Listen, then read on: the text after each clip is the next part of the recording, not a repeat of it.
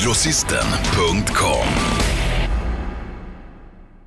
Hey, this question's for John. John, I'm sure you were aware that Rashad Evans was injured. Did you have any idea that you would be getting the title fight? And if you didn't know, would you have asked for it? Well, yeah, I did hear about Rashad being injured, but I had no clue my title shot was coming. Would I have asked for it? Sure, my goal is to be considered the best fighter in the light heavyweight division.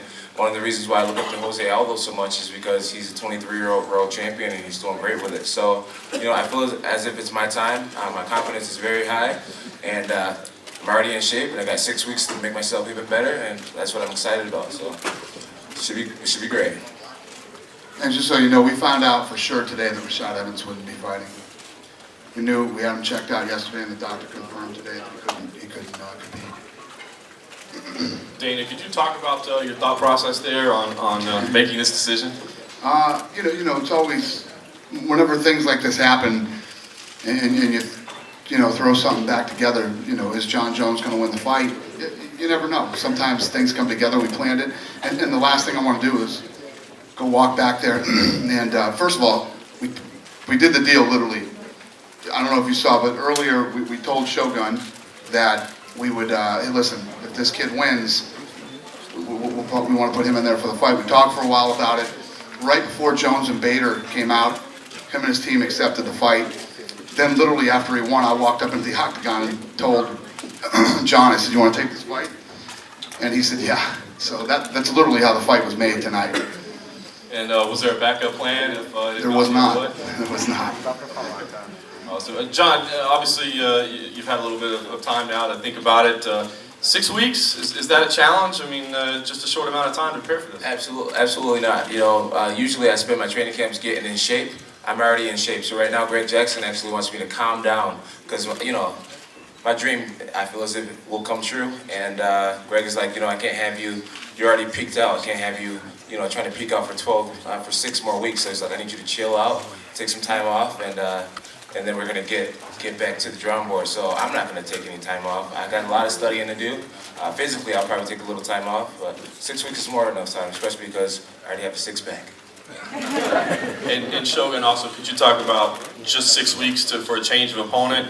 What challenges does that present, and was there any concern on your part?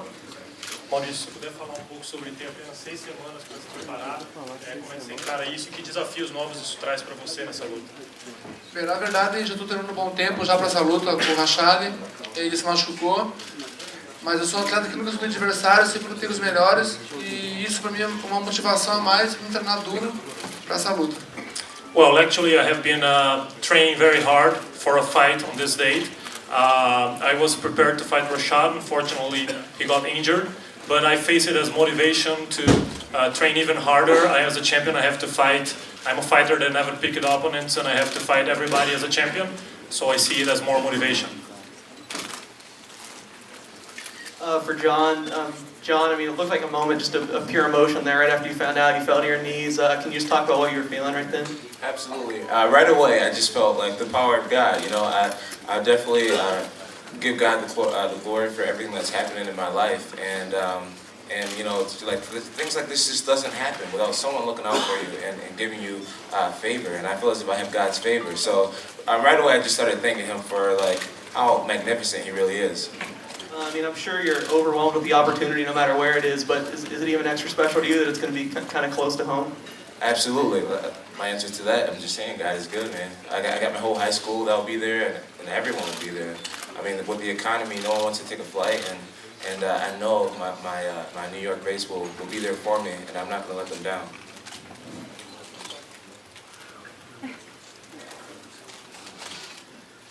Questions for Dana, to your left, Dana. Hey. So with Anderson winning, I guess one half of that super fight with GSP is complete. Is his next opponent going to be determined at UFC 129 if George does defeat Jake, or is Okami next? I think so. I think that's the fight we'll do. If George St. Pierre wins his next fight, that'll probably be the fight we do. Questions, guys?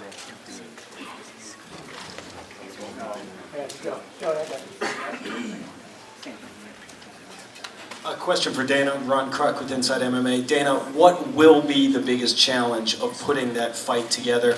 And give us your take on the main event tonight and Anderson's performance. Of putting the George St. Pierre Anderson Correct. Silva fight, I think, where is it going to be is probably going to be where do we hold this thing? Do we go back to Toronto? Do we do Dallas? What do you do? Where do we hold the fight? I think that would be the biggest challenge. Both those guys, George St. Pierre has made it clear that if he beats Jake Shields, he'll take the fight, and I think Anderson's ready to go too.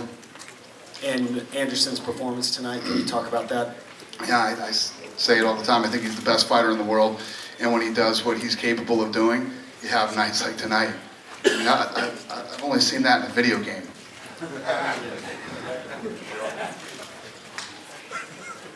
This is for Miguel Angel. I hope you can answer in Spanish. Right here. How do you feel it's your first fight in the UFC?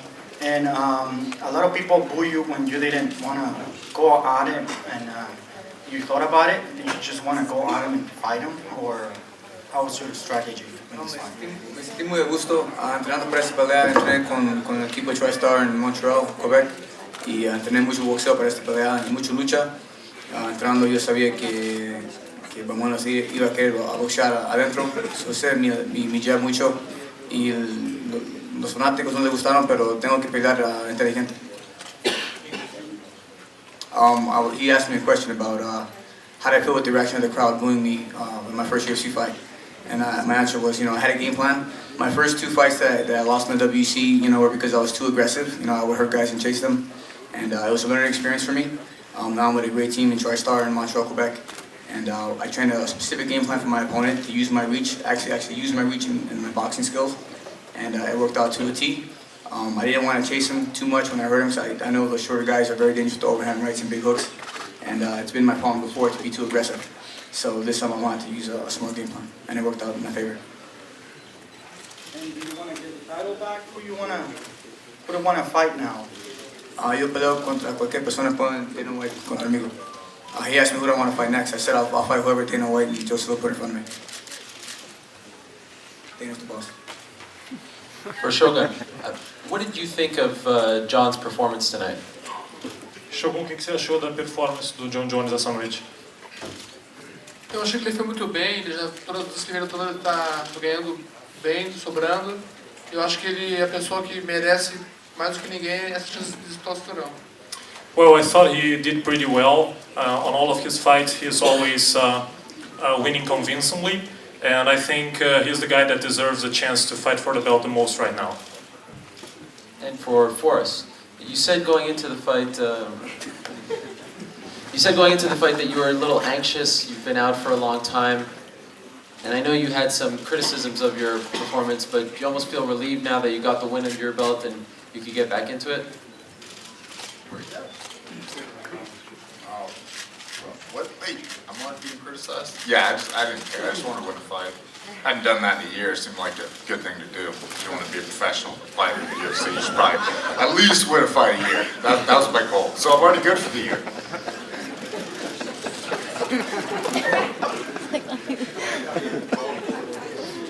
Dana, down in the front here. You had said before the main event that it could be very violent, quickly, or a staring contest. In a way, you got both, I guess. What were I was a little nervous there. I was going to ask you, what were your thoughts when it first started? I went from oh shit to oh shit.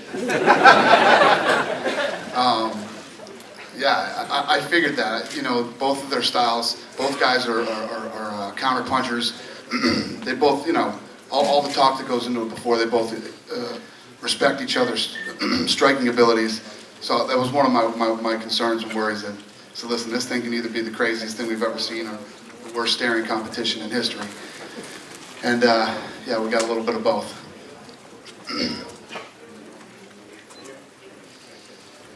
Hi, Junior, Grace Magazine.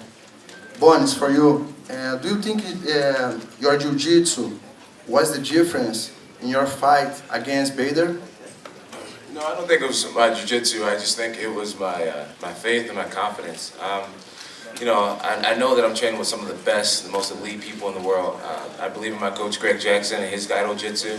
I believe in Mike Winkeljohn and my kickboxing. I believe in, I just believe in the people around me, Rashad Evans and Joey Vincier, Holly Holmes, a girl boxer. There's just tons of great people that's around me, and there's a quote that says, "You're only as good as the people around you." So I have a lot of confidence. I know that I'm doing the right things, and yeah, when you train really hard, you just shouldn't. When you train really hard, there's no reason not to believe in yourself. So I feel on top of the world right now. I'm not sure if that answers your question. All right. Hey John, when you're studying the internet, looking at YouTube on things, have you ever seen a kick like Anderson Silva did to anybody like that? I don't think I've seen that one, no.